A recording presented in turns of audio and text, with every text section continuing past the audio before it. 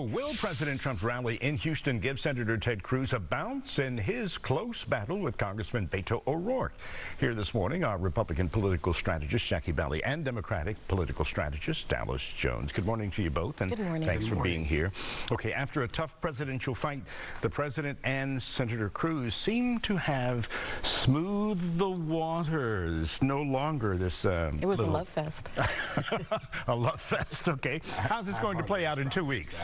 Yeah, well, we've always seen this before. We saw it with Barack Obama and Hillary Clinton. When you have a primary, you fight it out pretty tough, and then you regroup for your party. And that's what we saw with our president and our senator. You had over 100,000 people trying to get into an 18,000 arena that holds 18,000, and people were coming as early as 24 hours. So it definitely shows that the energy and momentum is there for Senator Cruz and for the party.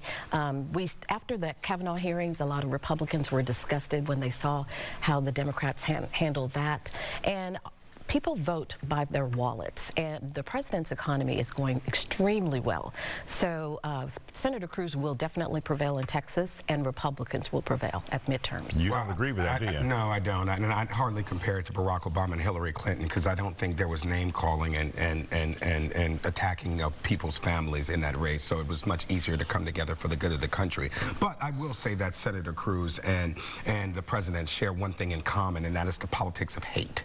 It is making people afraid of each other. It's making people divided in our country, and that's one thing that they share. That's all I've seen. I even talked about it earlier this week, that it's amazing that these incumbents with these great records are running commercial ads that are merely attacking their Democratic opponents. Why?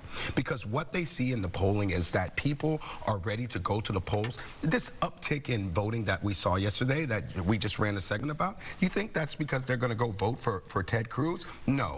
It has been shown historically that when there's a boom in voting, that it favors the Democratic Party, and people of all walks of life are voting like they've never voted before. They're voting for Beto O'Rourke. They're voting for the Democratic Party. They're voting for the good of our country.